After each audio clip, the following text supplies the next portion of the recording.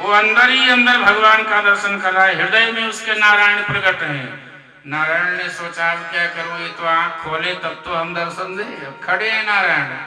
ध्रुव जी के हृदय में जो चतुर्भुज बाकी झांकी थी उसको खींच लिया नारायण ने। बोले जब तक ये बाकी झांकी खींचूंगा नहीं तब तक ये मुझे देखेगा ही नहीं। तो जैसे ही खींच लिया, ध्रुव की हलचल हुई कि ये क्या, मेरे हृदय में जो परमात्मा थे, जो नारायण थे, उनका दर्शन नहीं हो रहा है। और आंख खोला तो सामने वही भगवान खड़े हैं। चरणों में गिर गया कि प्रभु आप ही हैं। बोले हाँ मैं। अब बालक तो है, बालक जैसी भाषा, चरणों में गिर करके दंडवत करता है। बोलिए वासुदेव भगवान की जय। अब कुछ स्तुति करना चाहता है पर बोल नहीं पा रहा है बालक, कुछ कहना चाहता है। भगवान ने शंख का स्पर्श कर दिया, नारायण ने अपने शंख का स्पर्श किया है। और जैसे ही शंख का स्पर्श किया तो फिर ध्रुव महाराज तो फिर ऐसा लगा कि जैसे वेद की वाणी हो गई। और खूब स्तुति। कायेन वाचा मनसेन्द्रियैर्वा बुद्ध्यात्मना वा प्रकृति स्वभावात् करोमि सकलं तस्मै नमस्ते नारायणायेति समर्पयामि। नारायणायेति समर्पयामि। हे प्रभु, कायेन वाचा मनसेन्द्रियैर्वा, हम सभी भक्तों को यही कहना चाहिए कि हे प्रभु, कायेन वाचा, मेरी काया से जो हमने सेवा की, शरीर से, वाणी मतलब वाचा, वाणी से, मन से, इंद्रियों से जो जो भी सेवा पूजन अर्चन बंदन किया है, नारायणायेति समर्पयामि, सब आपके चरणों में समर्पित हो।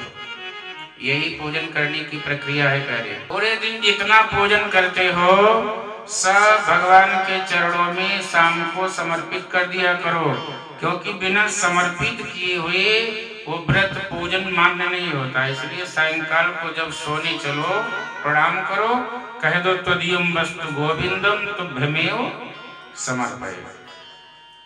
जरूर समर्पण करना चाहिए। महाराज प्रसन्न हुए, कुछ वरदान मांगो। ध्रुव जी ने कहा महाराज अब आप मिल गए, आपको पाने के बाद में कुछ शेष रह जाता है क्या, अब क्या मांगना।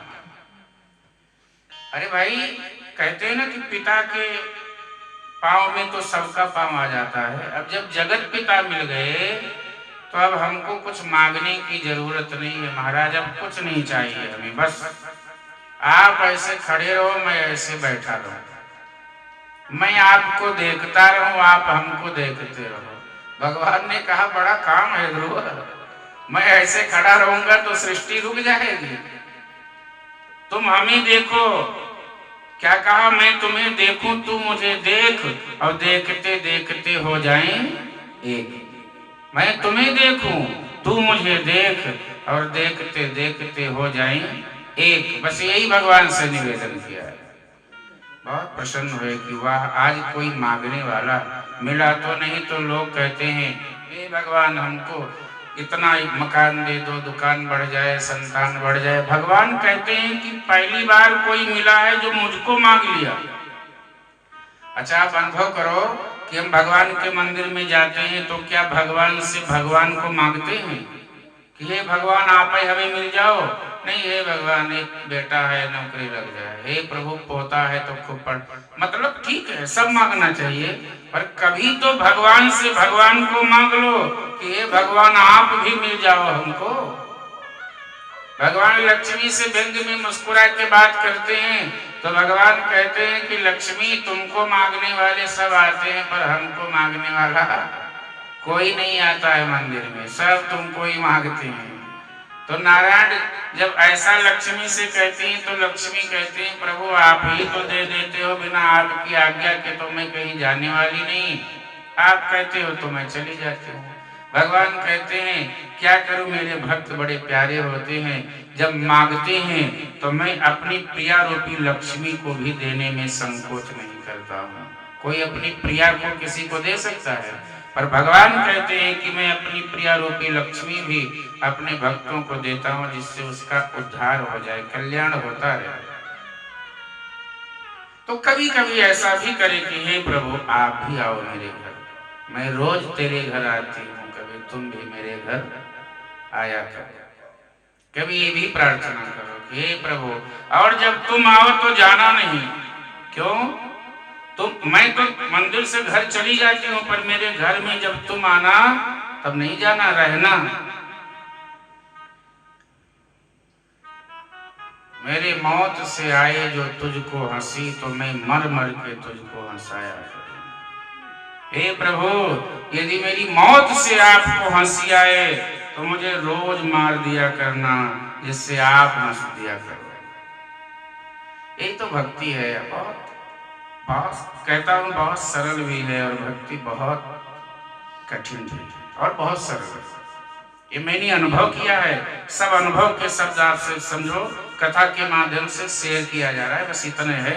बाकी कथा हृदय का नाद है, हृदय की आवाज है। कथा तो जो कथा है वो तो है ही, पर कथा इशारा क्या करती है हमको वो समझना। इस सब का अनुभव हम जो परमात्मा कहते हैं, सब मम प्रिय सब मम उपजाए, सब मेरे हैं, और सब में वही शक्ति है, सारी ऊर्जा सब में है। बोले सब मम प्रिय सब मम उपजाए, और सबते अधिक मनुजे मोहि भाए, सबते अधिक मनुजे मोहि भाए। सब मम प्रिय सब मम उपजाए, सब मम प्रिय सब मम उपजाए, सबते अधिक मनुजे मोहि भाए, सबते अधिक मनुजे मोहि भाए।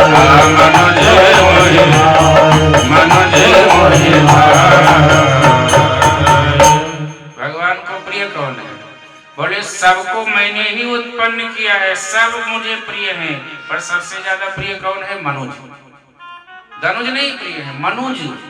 मनुज मतलब मनु के वंशज हैं हम सब, इसलिए मनुज है। अच्छा, मनुज कौन?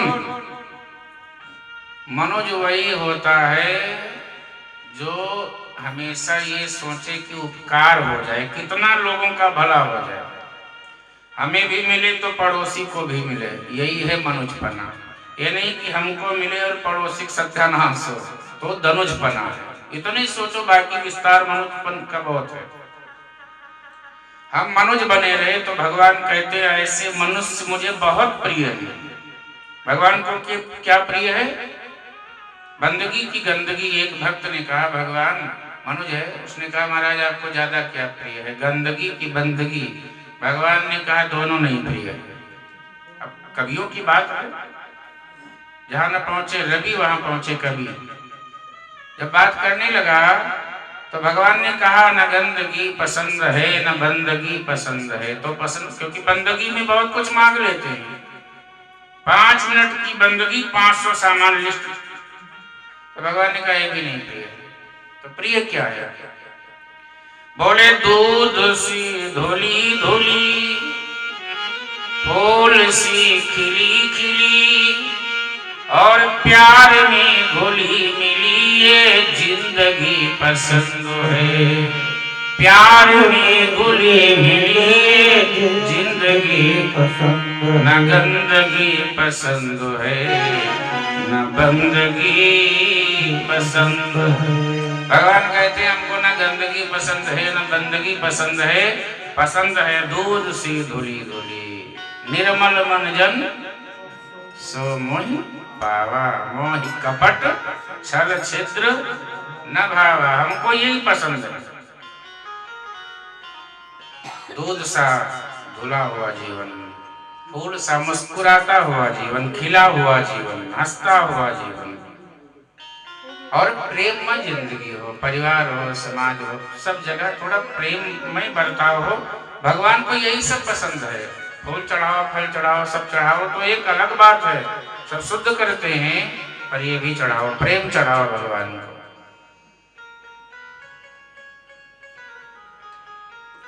सबको समर्पित कर दिया। नारायण आए तो समर्पयामि।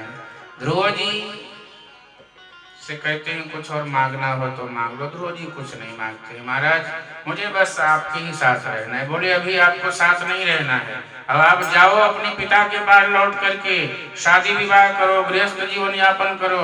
ध्रुव जी ने कहा अरे महाराज हम आए थे आपको पाने, आपको पाने के बाद फिर जाके शादी विवाह करूं?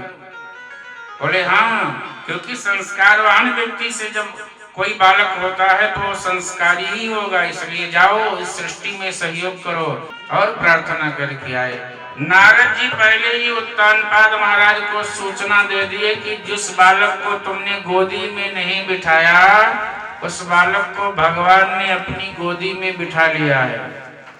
अब ध्यान देना, जैसे ही ये पता लगा कि मेरे प्यारे से बालक को भगवान का दीदार हो गया और पिताजी अपने आप को धिक्कारने लगे कि जो हमारे साथ होना चाहिए इस उम्र में चौथेपन में हमको दर्शन होना चाहिए, वो बाल्यापन में बालक ने दर्शन कर लिया। मेरा जीवन बेकार है।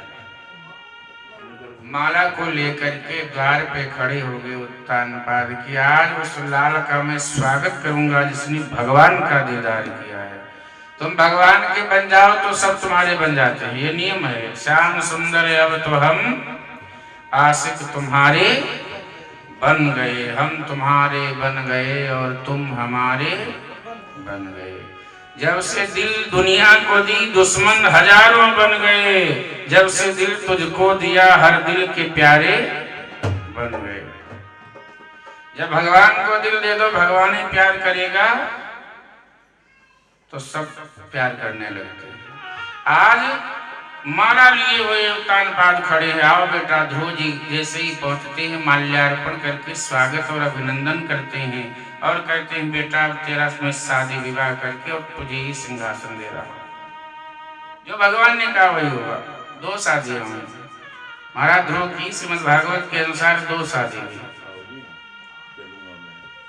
और इस प्रकार से उनका वंशज आगे बढ़ता है। उत्तम की शादी ही नहीं हुई क्योंकि उत्तम एक दिन शिकार खेलने गया था तो यक्षों से युद्ध हुआ, यक्ष ने उत्तम का वध कर दिया और जब यक्ष ने उत्तम का वध कर दिया तो ध्रुव जी बहुत कुपित हुए, जाकर के यक्षों से युद्ध किए हैं। यक्ष स्वामी कौन है? कुबेर। कुबेर से युद्ध हुआ, यक्षों से युद्ध हुआ ध्रुव जी का बहुत समय तक। तब उनके दादा आते हैं। कौन दादा? कौन है ध्रुव जी के?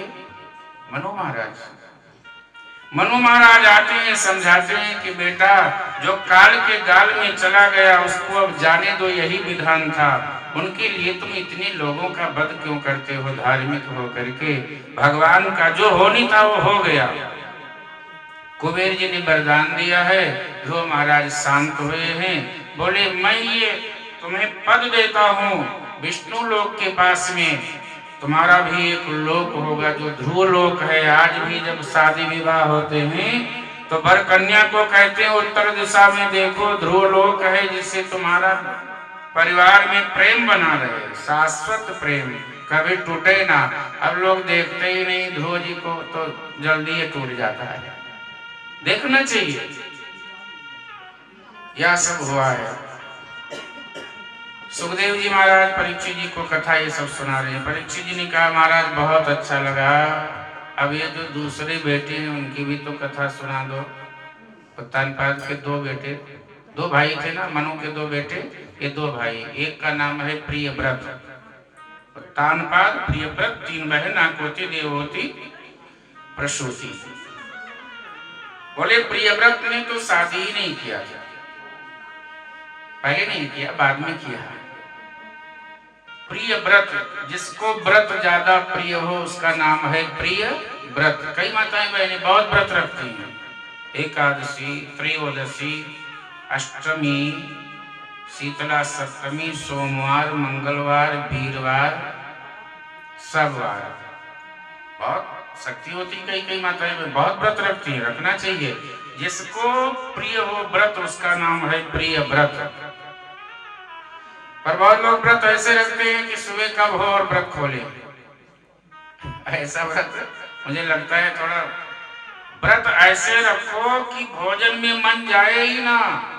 और यदि आपका मन भोजन में बार बार जा रहा है तो भजन में विक्षेप होगा। इससे अच्छा शास्त्र कहता है कि भोजन कर लो पर भजन करो। ये व्रत का नियम है। उपवास का मतलब आपको लगे कि भगवान के निकट वास करते हैं, इसी का नाम है उपवास। और उपवास करो और भगवान के निकट अनुभव ना हो, खूब खा लो कुट्टू का वो सब और खूब बढ़िया से नींद आ जाए, सो जाओ, तो व्रत काहे का। व्रत का मतलब है कि कुछ समय एकांत में बैठ करके भगवान ध्यान लगाओ कि हम भगवान के पास में हैं, इसीलिए व्रत रखा जाता है। उपवास, उप मतलब समीप और वास मतलब वास करना। भगवान के समीप वास करने का अनुभव होने लगे, उसका नाम उपवास।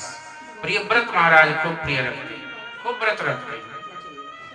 एक दिन प्रियव्रत को लगा कि ये दिन तो होता है पर ये रात्रि क्यों होती है।